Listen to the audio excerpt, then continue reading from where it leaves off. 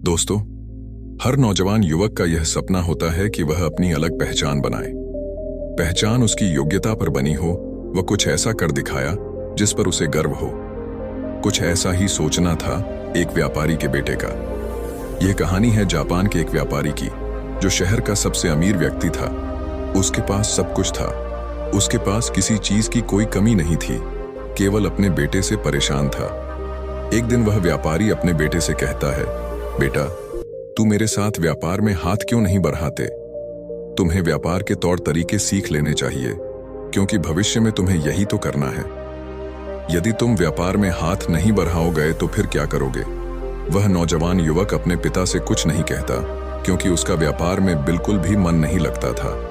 वह दिन भर मार्शल आर्ट्स की किताबें पढ़ता, और जब भी कोई समुराई शहर में आता तो वह पूरा समय उसी के पीछे पीछे घूमता रहता। एक बार पूरे परिवार के सदस्यों ने मिलकर उसे समझाने की कोशिश की।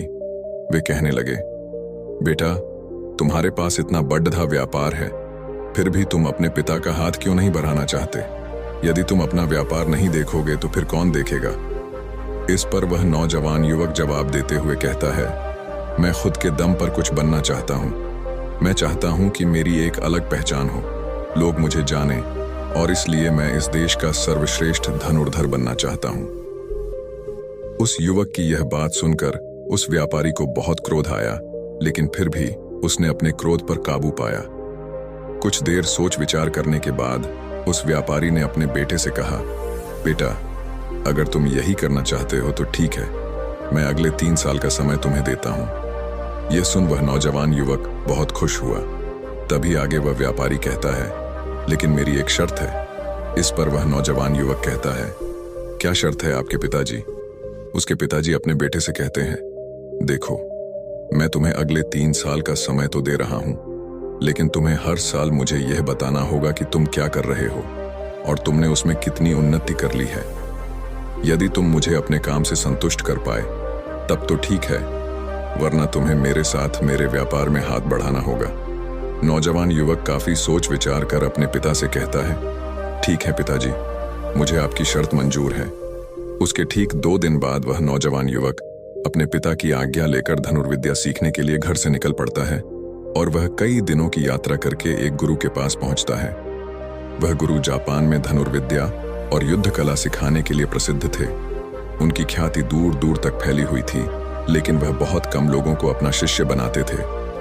वह नौजवान युवक उन गुरु के पास पहुंचकर उन्हें प्रणाम करता है और कहता है, हे गुरुवर, मैंने आपके बारे में बहुत सुना है और इसीलिए मैं बहुत दूर से यात्रा करके आपके पास आया हूं।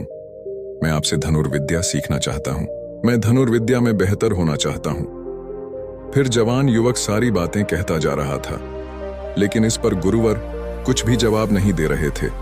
और जब कुछ देर तक उन गुरुवर ने जवाब नहीं दिया, तो इस पर उस नौजवान युवक ने अपने घर पर बीती सारी बातें उन गुरु को बता दी। उसने यह बता दिया कि किस तरह से उसके पिता ने उसके सामने शर्त रखी है कि यदि वह अपने जीवन में सफल न हो पाया, उसने अपने जीवन में वह न कर पाया जो वह करना चाहता है, तो उसे उनका व्यापार आगे बढ़ाना होगा।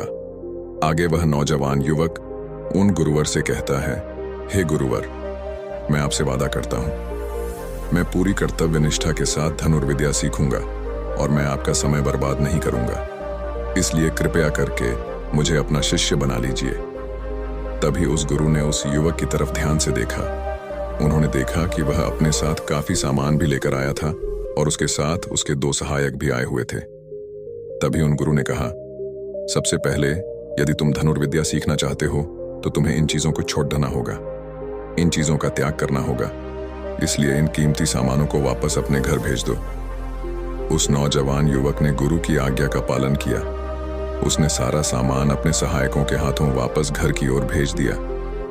आगे गुरुवर उस नौजवान युवक से कहते हैं, देखो, यदि तुम धनुर्विद्या सीखना चाहते हो तो तुम्हें 2 शर्तें माननी होगी। इस पर वह नौजवान युवक कहता है, गुरुवर, आप जैसा भी कहें, मैं सब करने के लिए तैयार हूं, लेकिन मुझे अपना शिष्य बना लीजिए।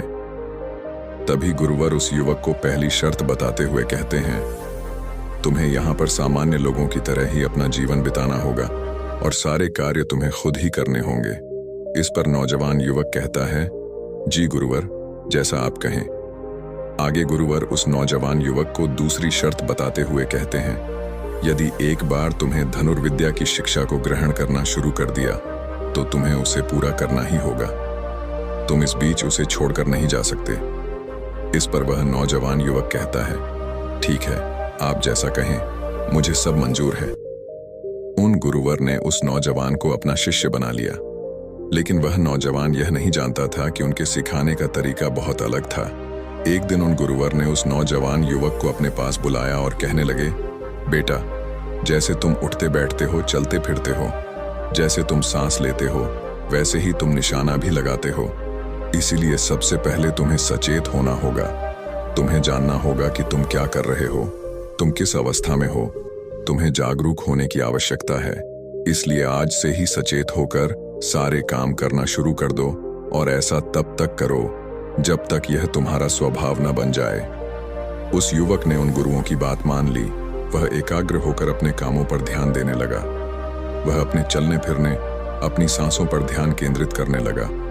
सुबह उठकर वह अभ्यास करता और ध्यान किया करता। शाम के 6 बजे से वह एकांत रहता और ध्यान किया करता।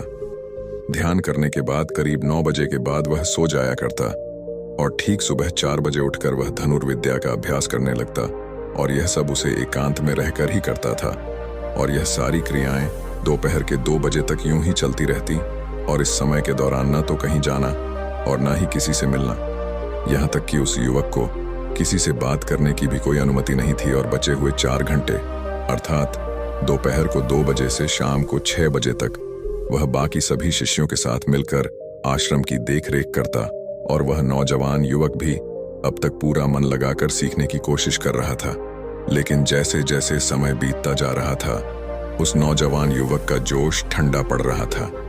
अब उसके लिए उस आश्रम में एक एक पल बिताना बहुत मुश्किल हो रहा था। अब उस नौजवान युवक ने अपने गुरु की बातों को अनदेखा करना शुरू कर दिया था। वह उन सभी नियमों को तोड़कर अपने सभी गुरु भाइयों के साथ मिलकर गप्पे लड़ाने लगा था। वह उन्हें अपने व्यापार की बातें बताता, उसके पास क्या कुछ है, और उस नौजवान युवक को इतना अमीर पाकर कई लोग उसके मित्र भी बन चुके थे, क्योंकि वह सोचते थे कि यह तो अमीर व्यापारी का बेटा है, कभी न कभी तो भविष्य में कोई न कोई फायदा हमें अवश्य मिलेगा। देखते ही देखते उस नौजवान युवक और बाकी लोगों की दोस्ती और भी गहरी होती जा रही थी। अब से वह नौजवान युवक रात को सोने की बजाय अपने मित्रों के साथ मिलकर आश्रम से कहीं दूर भाग जाया करता था। जंगलों में जाकर गप्पे लड़ा था, मौज मस्ती किया करता था, और इस कारणवश वह सुबह उठ नहीं पाता था, और इसी वजह से वह कभी ध्यान भी नहीं कर पाता था। एक दिन उन गुरुवर ने उस नौजवान युवक को अपने पास बुलाया और उससे कहने लगे, बेटा, मैं जानता हूं कि तुम रात को आश्रम में नहीं रहते हो और न ही तुम एकांत में रहकर अभ्यास कर रहे हो। मैंने तुमसे पहले ही कहा था, यदि तुम्हें एक बार धनुर्विद्या की शिक्षा को आरंभ कर लिया तो तुम्हें इसे पूरा करना ही होगा। और तो और तुमने मुझसे वादा किया था कि तुम पूरी कर्तव्य निष्ठा के साथ धनुर्विद्या की शिक्षा को ग्रहण करोगे और मेरा समय बर्बाद नहीं करोगे। और यदि तो मैं ऐसा ही करते रहे तो 1 साल बाद जब तुम्हारे पिता तुमसे पूछेंगे कि तुमने इस 1 साल में क्या किया, तुमने उसमें कितनी उन्नति की, तो तुम उन्हें क्या जवाब दोगे? उस वक्त उन्हें क्या मुंह दिखाओगे? इस पर वह नौजवान युवक कहता है, हे गुरुवर, आप सत्य कहते हैं। जब मैंने शुरू किया था तो मेरे अंदर उत्साह था, मेरे अंदर धनुर्विद्या सीखने की जिज्ञासा थी, लेकिन तब मैं यह नहीं जानता ऐसा था कि मुझे अकेले रहकर अभ्यास करना होगा। एकांत रहकर मैं थक चुका हूं और यह मुझे बहुत कठिन लगता। मेरा एक एक पल जैसे मुझे काटने को दौड़ता है। जब भी मैं ध्यान करने बैठता हूं तो मेरा मन यहां वहां भागता रहता है और मैं ध्यान नहीं कर पाता, और इसी कारण मेरी चिंता और भी बढ़ जाती है। मुझे समझ नहीं आता कि यदि मैं ध्यान नहीं कर पाऊंगा तो मैं अपने अभ्यास को पूरा कैसे कर पाऊंगा। और साथ ही जब मैं एकांत में रहता हूं तब भी मेरे मन में तरह तरह के विचार चलते रहते हैं। मैं इनसे पीछा छुड़ाना चाहता हूं, लेकिन मैं इनसे पीछा छुड़ा नहीं पाता। इस पर गुरुवर मुस्कुराने लगे और उस युवक से कहते हैं, बेटा, जिस अकेलेपन से तुम भागने का प्रयास कर रहे हो, इस अकेलेपन में बहुत ताकत होती है, इसे तुम्हें समझना चाहिए। किंतु फिर भी यदि तुम इस अभ्यास को बीच में छोड़कर जाना चाहते हो तो मैं तुम्हें नहीं रोकूंगा। तुम जा सकते हो, लेकिन जाने से पहले मेरी बस एक बात मान लो। इस पर नौजवान युवक कहता है, ठीक है, बताइए आप क्या चाहते हैं। तभी गुरुवर कहते हैं, बेटा यहाँ से एक दिन की दूरी पर एक बहुत ही बड़ा पहाड़ है। तुम्हें वहां पर पूरा दिन बिताना है और सुबह तुम्हें वहां पर एक बाज नजर आएगा। उस बाज की हरकतों पर तुम्हें ध्यान देना है। ध्यान रखना उसका तुम्हें शिकार नहीं करना, बल्कि उसकी हरकतों पर तुम्हें ध्यान देना है। वह क्या कर रहा है, क्यों कर रहा है, उसे ध्यान से देखना है। उसकी हर एक हरकत को तुम्हें समझना है। और जब तुम अगले दिन वापस लौट कर आओगे तो मैं तुमसे केवल एक सवाल करूंगा। यदि तुमने उस सवाल का सही जवाब मुझे दे दिया तो मैं तुम्हें जाने से बिल्कुल भी नहीं रोकूंगा। उस नौजवान ने काफी कुछ सोच विचार किया और उसके बाद वह गुरु की बात मान जाता है। वह उन्हें प्रणाम करके उस पहाड़ की चोटी की ओर चल पड़ता है। देखते ही देखते वह एक दिन का सफर तय करके उस पहाड़ की चोटी पर पहुंच गया और उसने पूरी रात वहीं पर बिताई और अगली सुबह होने से पहले ही वह उस बांस को ढूंढने लगा। वह जब यहाँ वहां देख रहा था तभी उसकी नजर उस पहाड़ की चोटी पर पड़ी। उसने देखा कि एक सुनहरा बांस चट्टान की चोटी पर बैठा हुआ है और पहाड़ के नीचे घाटियों की ओर ध्यानपूर्वक देख रहा है। वह नौजवान युवक उस बांस को देखकर झुक गया और छुपकर उसकी सारी हरकतों पर नजर रखने लगा। उस नौजवान युवक ने देखा कि कुछ चरवाहे अपनी भेड़ बकरियों को उस घाटी में चराने के लेकर आए हैं और तभी उस युवक की नजर उस पर पड़ी जो एकदम शांत बैठा हुआ था। लेकिन तभी अचानक उसने उड़ान भरी और नीचे की ओर गोता लगाते हुए वह उन चरवाहों के पास पहुंचा। जब तक चरवाहों की नजर उस बांस पर पड़ती तब तक उसने उन भेड़ बकरियों में से एक बकरी के बच्चे को अपने पंजों में दबोचा और उसे ले उड़ा। जब तक चरवाहे कुछ समझ पाते तब तक शिकार हो चुका था। वह नौजवान युवक यह देखकर बहुत हैरान रह गया। यह समझ चुका था कि आखिर गुरु ने उसे इस चोटी पर क्यों भेजा है। वहां से वापस अपने गुरु के पास लौटा और उसने वहां पर बीती हुई सारी कहानी उन गुरुवर को बता दी। तभी गुरुवर उस युवक से कहते हैं, अच्छा तो तुम मुझे यह बताओ कि तुमने वहां पर क्या सीखा। तभी वह नौजवान युवक कहता है, गुरुवर बाज बहुत ही चालाक है। काफी देर तक तो यूं ही वह शांत रहा, लेकिन जैसे ही उसे अपना शिकार नजर आया उसने शिकार तय किया और एक उड़ान भरी और उड़ान के साथ वह अपने शिकार को ले उड़ा। इससे हमें यह समझने को मिलता है कि वह बाज बहुत ही चतुर और बहुत ताकतवर भी है और साथ ही साथ वह बहुत तेज भी है।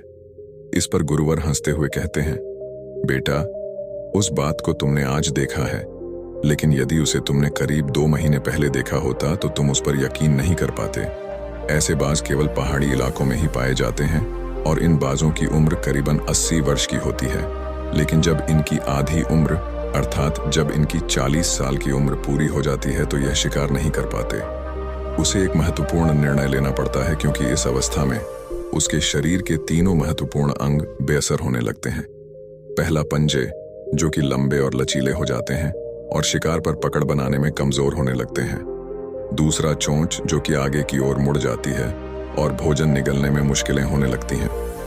तीसरा पंख जो भारी हो जाते हैं और सीने से चिपकने कारण पूरे खुल नहीं पाते हैं। यह उसके उड़ान सीमित कर देते हैं। भोजन ढूंढना, भोजन पकड़ना और भोजन खाना तीनों काम करना मुश्किल हो जाते हैं। उसके पास 2 ही रास्ते बचते हैं, या तो शरीर छोड़ दें या फिर खुद में बदलाव करें। इनका शरीर मृत्यु की ओर बढ़ने लगता है, लेकिन इनकी विशेषता तो यही है कि ये बाज अपनी मृत्यु को स्वीकार नहीं करते। जहां पहला रास्ता सरल और तुरंत समाधान देने वाले हैं, वहीं दूसरा अत्यंत पीड़ादायी और लंबा बांस पीड़ा चुनता है और खुद में बदलाव करता है। वह धीरे धीरे उड़ान भरकर किसी ऐसी जगह पर जा पहुंचते हैं जहां बहुत शांति होती है और वहां अपना घोंसला बनाता है। फिर वहां पर जाकर वह सबसे पहले अपनी कमजोरी अर्थात अपनी उस मुड़ी हुई चोंच को पत्थर पर मार मार कर उसे तोड़ देते हैं। अपनी चोंच तोड़ने से ज्यादा पीड़ादायक कुछ भी नहीं पक्षी के लिए। अब वह इंतजार करता है चोंच के फिर से उगाने का। उसके बाद वह अपने पंजे भी उसी प्रकार तोड़ देता है और इंतजार करता है पंजों के दोबारा उगाने का। और देखते ही देखते इनके पंजों में नए नाखून आते हैं। नई चोंच और पंजे आने के बाद वह अपने भारी पंखों को एक एक कर नोच कर निकालता है और प्रतीक्षा करता है पंखों का फिर से उगाने का। और इस क्रिया में पूरे 3 महीने लगते हैं और 3 महीनों के अंदर इन बाजों का एक नया पुनर्जन्म होता है। और तब उसे मिलती है। वहीं भव्य और ऊंची उड़ान पहले जैसी नहीं। इस पुनर्जन्म के बाद वह 30 साल और जीता है।